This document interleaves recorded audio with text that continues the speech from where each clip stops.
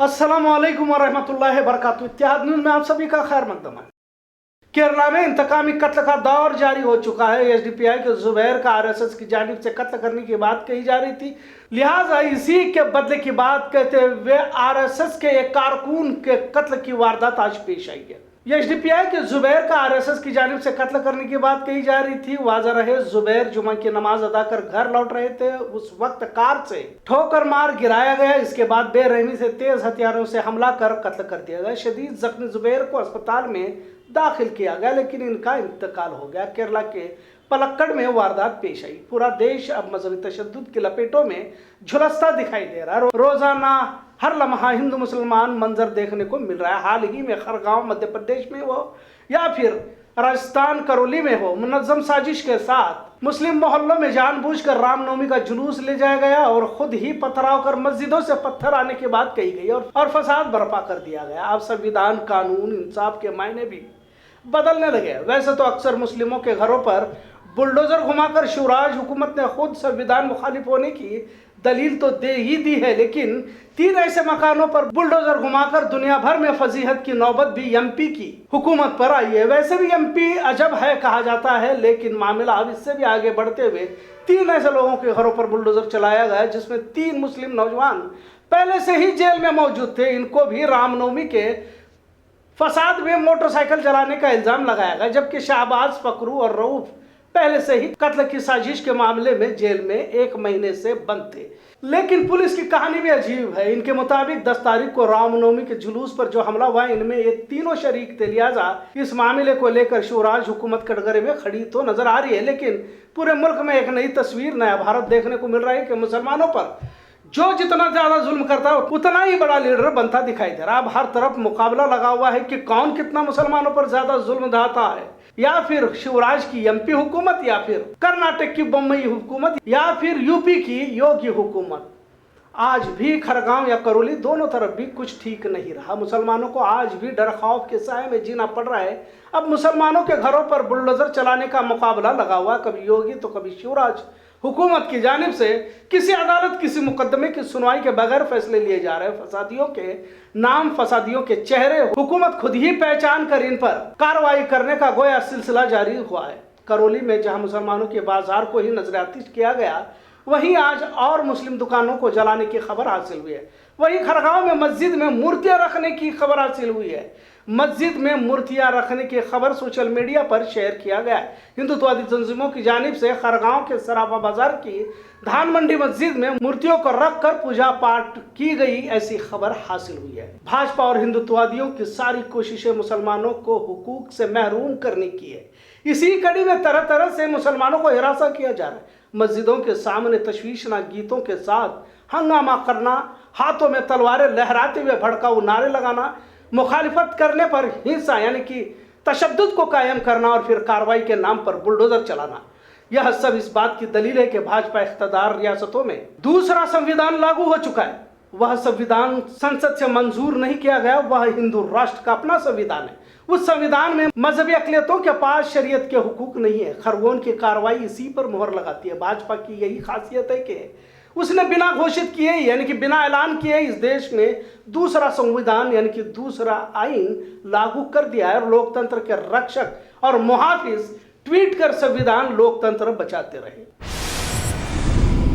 आज बेलगाम शहर में पॉपुलर फ्रंट ऑफ इंडिया की जानिब से एहतजाज किया गया। वाज़ह है कि पिछले कुछ दिनों में भारत में और खासकर कर्नाटक में मुसलमानों के खिलाफ हिंदुत्ववादियों की जानिब से तहरीक तेज करते हुए मस्जिदें, दरगाहें, इबादत गाहों पर हमला करने की वारदातों में जबरदस्त इजाफा हुआ है।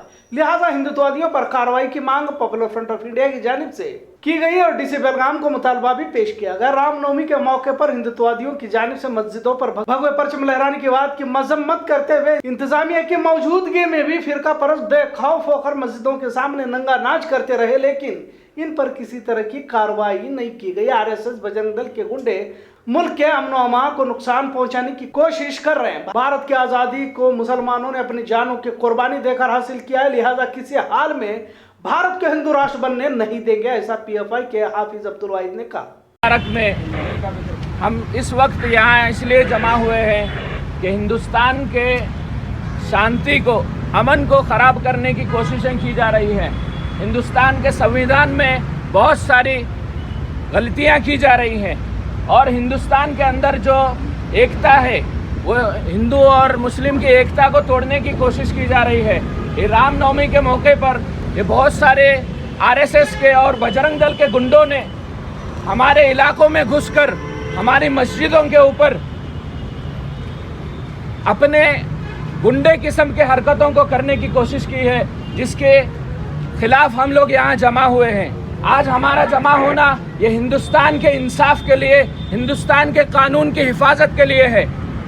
ये आरएसएस के और बजरंग दल के गुंडों ने मुसलमानों की जान माल को बहुत बर्बाद किया है, उसका इंसाफ लेने के लिए आज यहाँ जमा हुए हैं। आरएसएस के और बजरंग दल के ये गुंडे ये कोशिश कर रहे हैं कि हिंदुस्तान की एकता को तोड़ने। ये हिंदुस्तान की एकता कभी नहीं टूटेगी और ये इन दंगों से, ये प्री प्लान्ड दंगों से, ये इनके दंगे अचानक नहीं है, ये दंगे प्री प्लान है। ये आरएसएस वालों ने बहुत तरीके से प्लान करके मुसलमानों को टारगेट करके ये दंगे किए हैं। इन दंगों के अंदर अक्सरियत जो नुकसान हुआ है वो मुसलमानों का हुआ है। इस मुसलमानों को नुकसान देकर ये वो बतलाना चाहते हैं कि हिंदुस्तान के अंदर मुसलमानों की शहरियत की कोई हैसियत नहीं है और हम उनको ये बतलाना चाहते हैं कि हिंदुस्तान को आज़ाद हमारे सरपरस्तों ने किया है, हिंदुस्तान को आज़ाद हमारे बड़ों ने किया है, तो इसकी हिफाजत करना भी हम खूब जानते हैं। और इस हिंदुस्तान को जब हमने आज़ाद किया है, हमारी नस्लों ने आज़ाद किया है, तो हम इसको हरगिज़ हिंदू राष्ट्र बनने नहीं देंगे।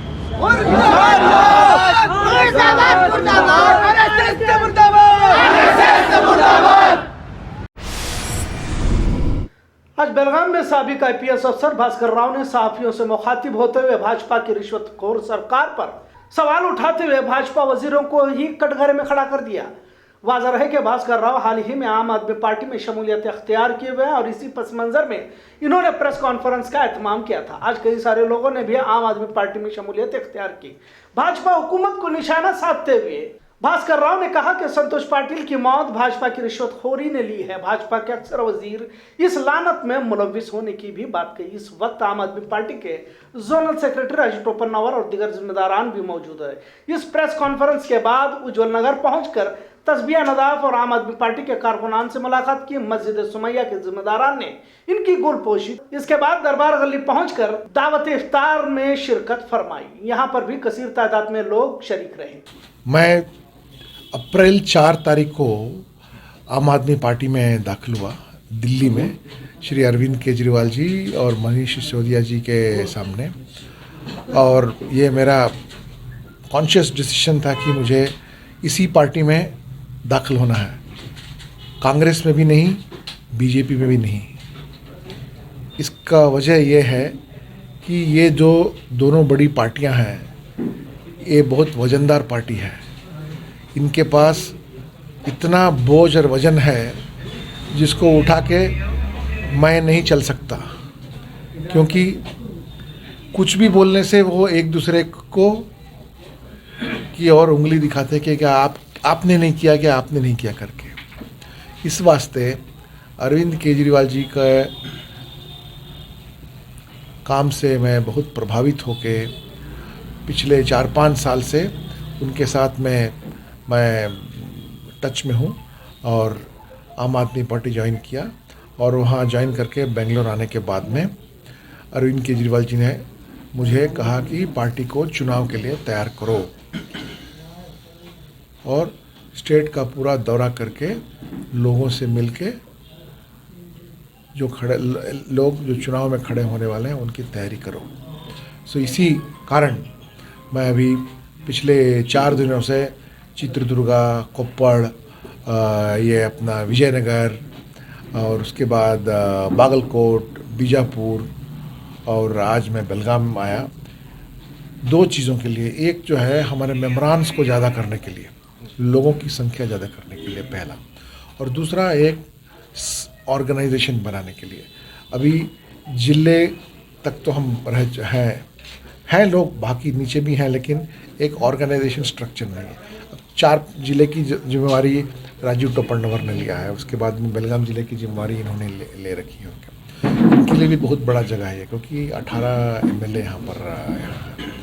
और सबसे अहम बात क्या है कि लोग तैयार हो चुके हैं हमको समर्थन देने के लिए, हम अभी तक तैयार नहीं हो पाए हैं। तो इसलिए मैं जहाँ तक हो सके ज़्यादा से ज़्यादा दौरे के अनुसार अच्छे लोगों को मैं सेलेक्ट कर रहा हूँ। मैं तो ओपनली लोगों को बोल चुका हूँ कि अगर आप ये बड़े पार्टियों में ईमानदारी से काम कर रहे हैं और सालों साल आप अपने जूते और चप्पल घिस रहे हैं और आपकी कोई इज्जत नहीं है, आप हमारे पास में आइए, हमारा मंच आपके लिए तैयार है, आपको हम मौका देंगे। एक दूसरी बात, औरतों को और ख़ास करके नौजवानों को पूरा मौका दिया जाएगा हमारे पार्टी के मंच पर आके अपने ताकत दिखाकर या लोगों के बीच में उनका क्या एक्सेप्टेंस है वो। और तीसरा, हम फ़िरका परस्ती, धर्म, जात पात वगैरह हम देखने वाले नहीं हैं। हम केवल काम और काम। और अरविंद केजरीवाल जी जो सेहत, तालीम और लोगों के ट्रांसपोर्ट और जहाँ तक हो सके वहाँ हमारे तालाबों की रक्षा हो या किसानों की रक्षा हो या दलितों की हो, इस चीज़ में जो उन्होंने प्लान बना कर रखा है वो हम यहाँ डाल रहे हैं। हमारा कोई कॉम्प्लिकेटेड मॉडल नहीं है, बहुत सिंपल मॉडल है, ईमानदारी से और नियत से काम करना। और हमारा ये ठोस विचार है कि किसी भी सरकार के पास में पैसे की कोई कमी नहीं है। और जो भी काम दिल्ली सरकार में हुई है आज पिछले 7 साल से, किसी भी तरह का इल्ज़ाम करप्शन का कहीं नहीं आया है, बेईमानी का कहीं नहीं आया है कि इन्होंने, या घुसखोरी का कहीं भी नहीं आया है। नहीं तो आपके सामने आ ही जाता। हालांकि दिल्ली में आपकी CBI, ED सब बैठे हुए हैं और प्रधानमंत्री खुद बैठे हुए हैं, प्रधानमंत्री की ऑफिस बैठी हुई है। तो उन्होंने एक अच्छी साफ़ सुथरी सरकार बना के सभी लोगों को दिया है। तो वैसे ही एक सरकार को कर्नाटक तक लाने के लिए हमारी ये कोशिश रहेगी। और इस कारण पूरा मैं संगठन तैयार कर रहा हूँ एंड लोग तैयार हो चुके हैं, हम संगठन को तैयार कर रहे हैं। बस। और ठीक है, लास्ट बात एक और आप बोल देता हूँ कि इतनी जो चीज़ें मुफ्त में जो दी जा रही है दिल्ली में, लोग कह रहे हैं कि आप मुफ्त में देके आप सरकार को गिरा दोगे या आपके पैसे खर्च करने के तरीके ठीक नहीं है, आप ये जो है लोगों को खुश करने के चक्कर में हो। लेकिन आप ये भी देख लीजिए कि दिल्ली सरकार जो है पिछले 7 साल में टैक्स बढ़ा ही नहीं है। हालांकि हमारे सरकार जो है हर एक साल टैक्स बढ़ाती हुई है सब जगह पर। चप्पलों पर टैक्स है, कपड़ों पर टैक्स है, यहाँ तक कि आपको बनियान और जांघिया पर भी टैक्स है यहाँ पर। लेकिन दिल्ली सरकार जो है किसी भी टैक्स को ज़्यादा कभी तक नहीं किया है। और उससे भी अहम बात क्या है कि कर्जा नहीं लिया। कर्नाटक सरकार जो 7.5 लाख करोड़ कर्नाटक सरकार का कर्ज है और इस साल भी कर्ज में कर्नाटक सरकार डूबा हुआ है। तो यहाँ पर आपका इकोनॉमिक मॉडल भी ठीक नहीं है। तो हानि क्या है, अगर गरीब को कुछ मुफ्त में दिया जा रहा है तो हम किसी से कर्ज लेके नहीं दे रहे हैं या कहीं के टैक्स लेके ज़्यादा नहीं दे रहे हैं। गरीब को अपने पैसे के अनुसार उसको मिल रहा है, उसको अच्छी स्कूल मिल रही है, उसके बच्चों को, उसके माँ बाप को अच्छा एजुकेशन मिल रहा है और ट्रांसपोर्ट मिल रहा है, पानी मिल रहा है, इलेक्ट्रिसिटी मिल रहा है, अच्छी काम चल रही है। संविधान रचयिता डॉक्टर बाबा साहब अम्बेडकर के 131वीं यौम पैदाइश RPI यानी कि Republic party of India Ambedkar की जानिब से बेलगाम जिला सदर सुलेमान जमादार की सदारत में कामयाब इजलास का एहतमाम किया गया था। इस मौके पर साबिक MLA जनाब फिरोज सेठ साहब, सदर अंजुमन राजू सेठ साहब, मार्केट पुलिस थाने के CPI मल्लिकार्जुन तुलसीगिरी और दिगर जिम्मेदारान खवातीन और हाजरात शरीक रहे। डॉक्टर बाबा साहब अम्बेडकर के संविधान को कुछ लोग तब्दील करने की कोशिश कर रहे हैं, लेकिन भारत एक सेक्युलर मुल्क है और इनके मंसूबों को कभी कामयाब नहीं होने देंगे, ऐसा तमाम रिपब्लिक पार्टी अम्बेडकर की जानिब से कहा गया। आज फिर से बेलगाम शहर में धुआंधार बारिश का नजारा देखने को मिला। शहर के मुख्तलिफ जगहों पर सड़क पर पानी को बहते देखा जा रहा था। येड्रोप्पा सड़क पर जमा पानी का एक मंजर आप भी देख सकते हैं। खबरों का सिलसिला यूं ही चलता रहेगा। देखते रहिए इत्तेहाद न्यूज़। शुक्रिया, अल्लाह हाफिज।